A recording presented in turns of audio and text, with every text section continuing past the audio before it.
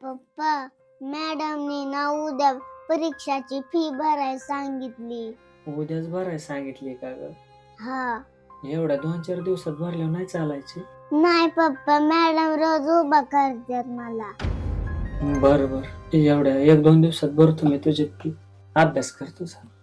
हो, मला ते 2-4 दिवस झालं म्हणत होते मम्मी शाळेची फी भरायची, पण तुमचं पण दुखतंय, आपल्याजवळ पैसे नाहीत, कुठून शाळेची फी द्यायची भरायला, म्हणून मी तुम्हाला काय म्हणले नाही. हो,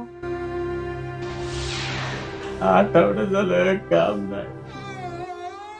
पायाला लागल्यापासून कुठे गेलो सुद्धा नाही. आज पोरीची परीक्षा फी भरायला सुद्धा पैसे नाही. पोरीची कधी हाऊस माऊस करता आली नाही बा. म्हणतात ना बापाच्या घरीच हाऊस माऊस होती, ती सुद्धा मला करता येत नाही ग. वाईट वाटतं का गोष्टीच मला. हो, नका हो काळजी करू, होईन सगळं ठीक. लय अवघड आहे. हा बोल ना अश्विन. अरे माझा ड्रायव्हर काय फोन उचलली नाही, आणि तू येशील कायचे दिवस, मटेरियल बी खाली करायचं थोडं अर्जंट. बर येतो.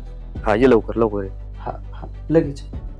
बरं, अश्विनच्या गाडीवर ड्रायव्हर नाही आज, ते म्हणतोय बदली येतो. जातो मग मी एक ट्रिप मारून येतो. अहो, तुमच्या पायाला बी लागलंय. पायाचं काय नाही ग, उद्या पोरीची परीक्षा फी भरायची, तेवढे 4 पैसे येते. मी येतो पाठापर्यंत लगेच. बस जावा, दमाने जावा आणि काळजी घ्या तुमच्या. ताई, ही दर पैसे आणि तुझी शाळेची फी भरा. मम्मी, रात्री तर हे पैसे नव्हते आणि हे पैसे कुठून आले ग? अगं ताई, रात्री तू झोपली होती ना, तेव्हा पप्पा कामावरती गेलं होतं, रात्रभर गाडी चालवली आणि हे पैसे माझ्याजवळ आणून दिले आणि मला म्हणले माझ्या ताईला फी भरायला पैसे दे. अगं मम्मी, पप्पाचा तर पाय दुखत होता तरी पप्पाने रात्रभर गाडी चालवली का ग?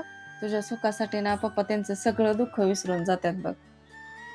आई, पप्पाने तर माझ्यासाठी रात्रभर गाडी चालवली पाय दुखत असून. आय लव्ह यू पप्पा.